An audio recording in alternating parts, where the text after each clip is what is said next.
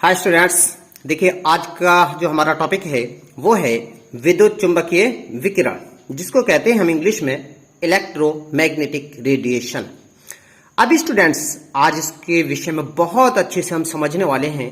एक एक पॉइंट को हम क्लियर करेंगे कि इलेक्ट्रोमैग्नेटिक रेडिएशन क्या होते हैं और इनका क्या मतलब है, कैसे होते हैं।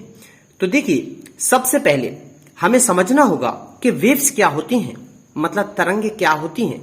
अभी हम इसके तरंग के बारे में समझेंगे, तब हमारी समझ में आएगा कि विद्युत चुंबकीय विकिरण मतलब तरंगे क्या होती हैं। तो देखिए, हम समझेंगे इसके लिए आपने एक गाना सुना होगा जिसको मैं सुनाता हूं। ठहरे हुए पानी में कंकर नमा सारी मन में हलचल से जाएगी बाबी। ठहरे हुए पानी में। तो स्टूडेंट्स देखिए, आपने ये गाना सुना होगा कि ठहरे हुए पानी में कंकर न मार सांवरी, मन में हलचल सी मच जाएगी ओ बावरी। तो कभी भी आपने देखा होगा जब कहीं पानी ठहरा हुआ होता है और उस ठहरे हुए पानी में जब कोई कंकर को मारता है तो उसकी कंडीशन आपको पता होगी, किस तरीके से पानी में लहरें आती हैं। तो आपको पता ही है स्टूडेंट, देखिए इस तरीके से ये पानी है और ये पानी बिल्कुल ठहरा हुआ है, और जब इस पानी में कोई कंकर मार दिया जाता है तो देखिए वो लहरें इस तरीके से उठती हैं। आपने देखा होगा कभी ऊपर जाती हैं, कभी नीचे जाती हैं और इस तरीके से चलती चली जाती हैं। कहाँ तक जाती हैं? किनारे तक पहुंचती चली जाती हैं। जो पानी में उठ कर के इस तरीके से ऊपर नीचे होकर के जाती हैं स्टूडेंट्स, वो तरंगे होती हैं। समझ में आई ना बात? तो इस तरीके से जो भी होती है वो तरंगे होती हैं। अब बात करेंगे हम इलेक्ट्रोमैग्नेटिक रेडिएशन के बारे में। तो इलेक्ट्रोमैग्नेटिक रेडिएशन की परिभाषा क्या होती है, यहां से ये समझ में आएगा। तो इसकी पहले परिभाषा समझेंगे, उसके बाद में समझेंगे फिर इसको कि ये होता क्या है। देखिए, ऐसे रेडिएशन मतलब विकिरण जिनकी तरंगे उस क्षेत्र में विचरण करती हैं जिसमें विद्युत क्षेत्र मतलब इलेक्ट्रिक फील्ड तथा चुंबकीय क्षेत्र जिसको कहते हैं हम मैग्नेटिक फील्ड परस्पर लंबवत स्थिति में हो, विद्युत चुंबकीय विकिरण कहलाते हैं। मतलब क्या कहलाते हैं? इलेक्ट्रोमैग्नेटिक रेडिएशन कहलाती हैं। अब स्टूडेंट्स इसके बारे में हम समझेंगे कि लंबवत का मतलब क्या होता है, या मैग्नेटिक फील्ड क्या है, या इलेक्ट्रिक फील्ड क्या है। इसकी परिभाषा को इस चित्र के माध्यम से बहुत अच्छे से हम समझ सकते हैं। तो देखिए स्टूडेंट्स, ये हमारे पास में एक डायग्राम है जिसमें से आपको देखेंगे एक वाई अक्ष एक जेड अक्ष हमें दिखाई दे रहा है, और ये जो सामने दिखाई दे रहा है ये एक्स अक्ष है। एक्स अक्ष मान करके चलिए बिल्कुल स्थिर अवस्था में है, और स्थिर अवस्था के बाद में देखिए ये भी कोई तरंगे यहाँ से उठती हैं वाई अक्ष से, और वाई अक्ष से उछलने के बाद में देखिए इस तरीके से जो ठहरी हुई चीज है बिल्कुल कभी अंदर को जाती हैं, कभी ऊपर को जाती है। जिस तरीके से पानी में लहर उठती है, कभी गहराई में जाती है नीचे, कभी वो ऊपर उठती है और इस तरीके से वो किनारे तक पहुंचती है। तो एक तो वाई से दिखाई दे रही है और दूसरी आपको देखिए जेड से दिखाई दे रही होगी, जो इस तरीके से जाती है और ये तरंग उठ करके इस तरीके से आती है। अब ये परिभाषा में जो आपके बात कही गई थी, ये कही गई थी कि विद्युत क्षेत्र और चुंबकीय क्षेत्र एक दूसरे के क्या होते हैं? लंबवत होते हैं। तो स्टूडेंट्स देखेंगे जो वाई अक्ष से तरंग जा रही है यह आपका चुंबकीय क्षेत्र है, मतलब मैग्नेटिक फील्ड है, और आप देखेंगे जो आपका जेड अक्ष से तरंग उठ रही है वो आपकी इलेक्ट्रिक फील्ड है, मतलब विद्युत क्षेत्र है। अब ये दोनों क्या है? एक दूसरे के देखिए लंबवत है। लंबवत का मतलब होती है कोई भी चीज जब किसी के आमने सामने होती है वो उसके लंबवत होती है। समझ गए नहीं?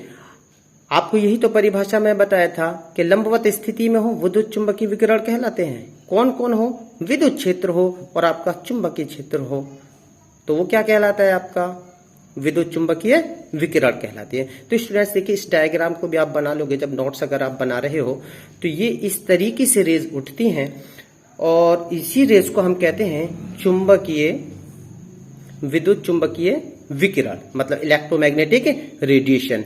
अब क्वेश्चन आ रहा होगा कि इलेक्ट्रोमैग्नेटिक रेडिएशन होती कौन कौन सी हैं, कैसे होती हैं, उनके बारे में समझेंगे। एग्जाम्पल जैसे सनलाइट रेज, आपने देखा होगा सूर्य का प्रकाश जब पृथ्वी पर आता है किस तरीके से आता, देखिए ये आपका सूर्य है, इसको समझेंगे।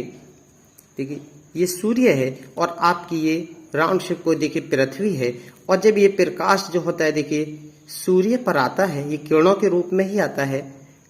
अब ये जो किरण आ रही हैं ये क्या है आपकी, ये इलेक्ट्रोमैग्नेटिक रेज होती हैं। बात समझ में आई? तो सूर्य की किरणें होती हैं।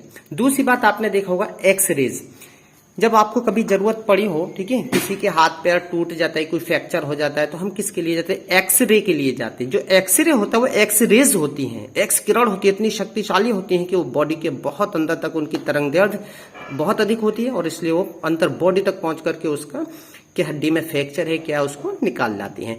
तो ये एक्सरे भी क्या होता है आपका, इलेक्ट्रोमैग्नेटिक रेडिएशन होता है। आपने एक सुना होगा गामा रेज, ठीक है, गामा रेज भी क्या होती है आपकी, इलेक्ट्रोमैग्नेटिक, ठीक है, रेडिएशन होता है। यूवी अल्ट्रावायलेट रेज, आपको पता हो अल्ट्रावायलेट रेज कहां से आती है, देखिए सनलाइट से ही आते हैं, तो ये भी क्या होती है आपकी इलेक्ट्रोमैग्नेटिक रेज होती है। तो इसके ये एग्जाम्पल है, और भी देखिए मैं आपको एग्जाम्पल बताना चाहता हूं स्टूडेंट्स। आज का दौर चला है, हर व्यक्ति पर एक देखिए मोबाइल होता है। क्या आपने कभी सोचा है कि मोबाइल से किस तरीके से बात हो जाती है? तो देखिए स्टूडेंट्स, कोई तार तो होता नहीं, जब तार नहीं होता तो बात कैसे होती है भैया, समझेंगे इसको। देखिए कि हमारे पास में एक मोबाइल ये है भैया, और दूसरा मोबाइल भैया हमारे पास मान लीजिए देखिए ये है। अब दो व्यक्ति होते हैं भैया, देखिए दूर दूर खड़े होकर बात कर रहे होते हैं। जब वो बात कर रहे होते हैं नंबर उनका मिला दिया जाता है भैया, टू टू टू, नंबर जोन सा मिलता है उसी पर जाकर से बात होती है। तो आपने को पता होगा भैया स्पेस में हमारे पास सैटेलाइट कुछ काम कर रहे हैं, ठीक है, समझते रहना बात के लिए। यहाँ सैटेलाइट पर जब नंबर मिला जाता सूचना यहाँ पर जाती है। जब ये सूचना यहाँ पर जाती है तो नीचे जो टावर काम करते हैं वो सैटेलाइट पे काम करते हैं और ये सूचना टावर पर आती है। अब जब टावर पे आती है टावर ट्रांसफर करते हैं दूसरे मोबाइल को, जिस मोबाइल पर हम फोन मिलाते हैं। अब इस टावर से जो रेडिएशन है वो निकल के आती है किरणें, इस तरीके से देखिए वो किरणें आती हैं इस मोबाइल पर। जैसे ही मोबाइल पर आती हैं, मोबाइल आपने देखा होगा झनझन करने लगता है या बेल बजनी शुरू हो जाती है। जब बेल बजनी शुरू आ जाती है आप उठा लेते, कॉल बातचीत होने लगती। तो बातचीत कहाँ पर हो रही है भैया, ये हवा में हो रही है, और ये हवा में जो रेडिएशन है वो देखिए रेडिएशन देखिए तरंगों के रूप में काम कर रहा है। समझ में? तो हम जो बात करते हैं ये भी क्या होता है, इलेक्ट्रोमैग्नेटिक रेडिएशन ही होती है। कोई कंफ्यूजन तो नहीं, समझ में आ रहा है ना? तो काफी रेडियो वेव्स होती हैं भी इलेक्ट्रोमैग्नेटिक रेज ही होती हैं। जो रेडियो पे आप बातचीत सुनते हैं, खबरें सुनते हैं, ये सब इलेक्ट्रोमैग्नेटिक रेज है। टीवी जो काम कर रहा है ये भी इलेक्ट्रोमैग्नेटिक पर काम कर रहा है। डिश आपने लगा लिया और आपके यहाँ पर देखिए पिक्चर होती है टीवी पर आ जाती है, तो कहां से आती है, सब इलेक्ट्रोमैग्नेटिक रेडिएशन पर ही काम करते हैं। कभी आपने देखा है जब आप दो व्यक्ति आपस में बात कर रहे होते हैं तो उसमें क्या होता है, एक व्यक्ति के मुंह से निकली बात, ठीक है, दूसरे व्यक्ति के कानों तक जब पहुंचती है तो भैया देख जब आपके होंठ से निकलेगी तो देखिए तरंगे इसके कानों तक जाती हैं। ये तरंगे तो होती हैं वायु के माध्यम से इसके यहाँ तक जाती है, वेव्स होती हैं, ठीक है। और इलेक्ट्रोमैग्नेटिक वेव्स आपको ये पता ही है कि जितने भी ये मोबाइल है, रेडियो है, ठीक है, एक्स रेज हैं, गामा रेज, सब इलेक्ट्रोमैग्नेटिक रेज होती हैं। तो स्टूडेंट्स देखिए आपकी समझ में आ गया होगा कि इलेक्ट्रोमैग्नेटिक रेज होती क्या क्या है। अब इसके बारे में हम समझेंगे कि इनकी प्रॉपर्टीज क्या होती हैं।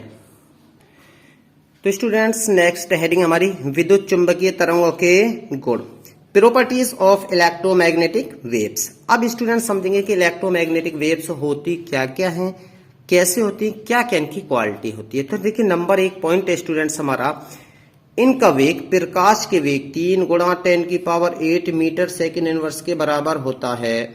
समझ गए नहीं? जो इलेक्ट्रोमैग्नेटिक वेव होती है वो किसके होते हैं, 3 गुणा 10⁸ और ये किसका होता है, प्रकाश का वेग। और आपको पता है प्रकाश का वेग भी क्या होता है, इलेक्ट्रोमैग्नेटिक वेव भी होता है, तो इसके बराबर ही होता है। दूसरा पॉइंट, इन तरंगों के गमन हेतु मतलब गति करने के लिए किसी माध्यम की आवश्यकता नहीं होती है, अर्थात ये निर्वात में गमन करती हैं। तो ये भी बात आपको समझ में कि किसी और चीज की जरूरत नहीं है, बल्कि किसमें करती है, वायु में ही गमन करती हैं। करती है नहीं करती? जैसे आपने मोबाइल से बात करते हो तो मोबाइल में कहाँ बात होती है? देखिए वायु में तो जाती है, वो तरंगें लहरा करके आपके मोबाइल तक पहुंच जाती हैं। और इसका अपना अनुभव भी क्या होगा, किसी मोबाइल को आप देखिए कोई माइक्रोफोन या उसके पास में रख दो तो वो माइक्रोफोन जब कॉल आती है तो झंझनाहट करने लगता है ना, या टीवी के पास रख दीजिए तो टीवी खड़ा खड़ा करने लगेगा, तो आपको पता लगेगा ये रेज आती हैं जो उसको डिस्टर्ब करती हैं। ठीक है, तीसरा पॉइंट, अंतरिक्ष में संचरण होने पर भी इनकी ऊर्जा में कोई परिवर्तन नहीं होता है।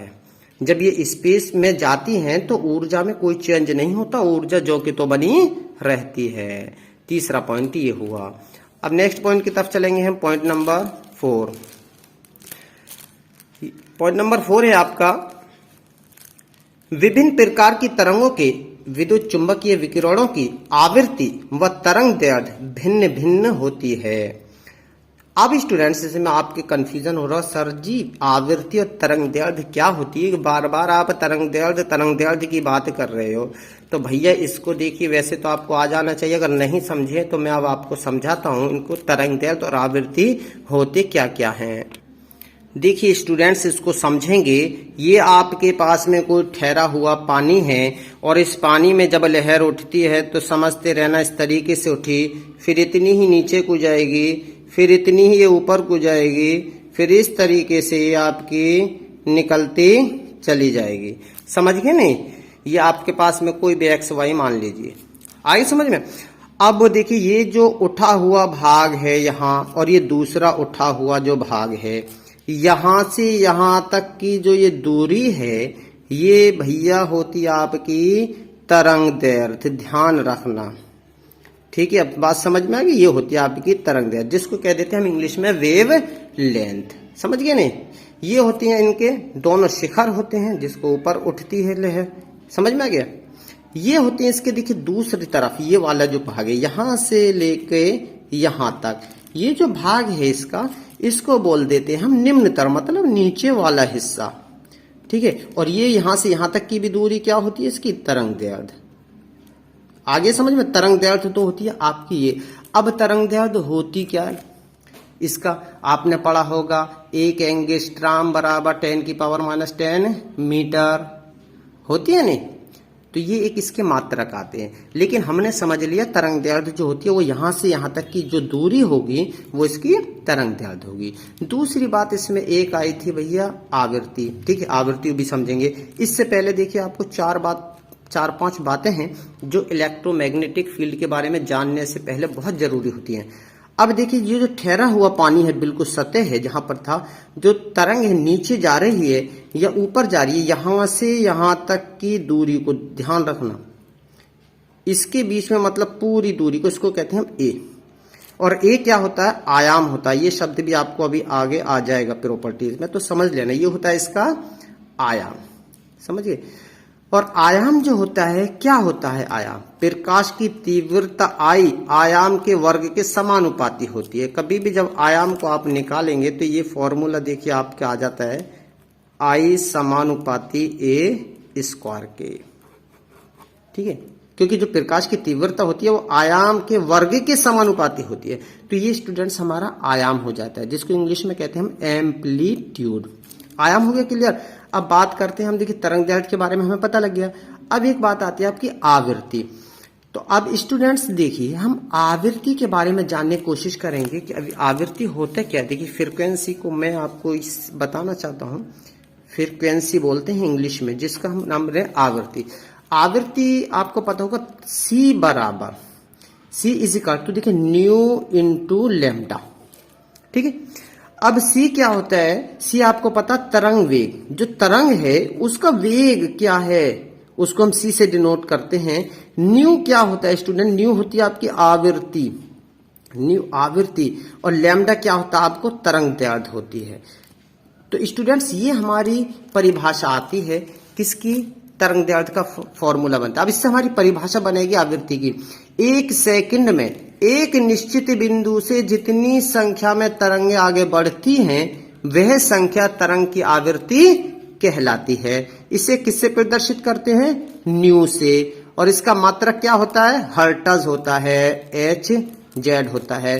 प्रदर्शित इसको न्यू से करते हैं। और इसका फॉर्मूला तरंग वेग बराबर c आवृत्ति इंटू तरंग दैर्ध्य होता है। जब भी आपको तरंग दैर्ध्य निकालने के लिए आ जावे तो फॉर्मूले को इसको पलट दीजिए, क्या आ जाएगा बताइए, c अपॉन लैम्डा आ जाएगा। ये फॉर्मूला आपका बन जाएगा। तो इस तरीके से आ जाती है हमारी आवृत्ति, जिसे हम फ्रीक्वेंसी कहते हैं। तो देखिए स्टूडेंट्स, हमने आयाम के बारे में भी समझ लिया, जो आयाम होता है, तरंग दैर्ध्य के बारे में भी समझा और आवृत्ति के बारे में भी समझा, जो इसके लिए हमें बहुत जरूरी होती है इस वाले टॉपिक में समझने के लिए। अब देखिए समझेंगे हम पॉइंट नंबर 5। ये तो सारी बात हमारी समझ में आ गई, तो इसमें ये पॉइंट आ जाएंगे कि इनके विद्युत व चुंबकीय घटक समान तरंग दैर्ध्य, आवृत्ति, गति तथा आयाम वाले होते हैं, परंतु एक दूसरे के लंबवत तलों में कंपन करते हैं। कंपन का मतलब ये जो होती है तरंगें जो होती है, कंपन में तो होती है, टेढ़ी मेढ़ी इस तरीके से जाती है, ठीक है, ये करते हैं। और आपको पता ही लगा आयाम क्या होता है, तरंग दैर्ध्य क्या होता है और आवृत्ति क्या होती है। ये सारी बातें हमने इसमें समझ ली हैं। पॉइंट नंबर 6, प्रकाश की तीव्रता तरंग के आयाम के समानुपाती होती है। मतलब तीव्रता जो भी आप आई देखा था वो क्या आयाम के समानुपाती होती है। तरंग के आयाम की लंबाई बढ़ने पर विद्युत चुंबकीय की ऊर्जा बढ़ती है। जो विद्युत चुंबकीय की जो एनर्जी है वो बढ़ती है जब आयाम की लंबाई बढ़ेगी, जैसा कि अभी मैंने आपको चित्र में बताया था जो तरंग के बीच में था। क्वेश्चन नंबर नेक्स्ट है हमारा 7 और लास्ट पॉइंट है, विद्युत चुंबकीय विकिरण की ऊर्जा इसकी आवृत्ति के समानुपाती तथा तरंग दैर्ध्य के व्युत्क्रमानुपाती होती है। समझ गए नहीं? तो ये रहा आपका इसका गोल। तो स्टूडेंट्स, मुझे उम्मीद है कि आज आपने इलेक्ट्रोमैग्नेटिक रेडिएशन मतलब वेव्स के बारे में अच्छे से समझ लिया होगा और आपके देखिए इसके प्रॉपर्टीज क्या क्या थे, गुण क्या क्या थे या कैरेक्टर्स क्या क्या थे, इसके बारे में आपने ठीक से समझ लिया होगा। अगर स्टूडेंट्स देखिए वीडियो अच्छा लग रहा है तो प्लीज लाइक और शेयर और चैनल को सब्सक्राइब भी करें और अपने घर बैठे देखिए नोट्स बनाते रहें और ज्यादा से ज्यादा स्टूडेंट्स को बता सकते हैं, जिससे कि वो घर बैठे ही अपना ट्यूशन का पूरा होमवर्क अच्छे से पढ़ सकते हैं और समझ भी सकते हैं।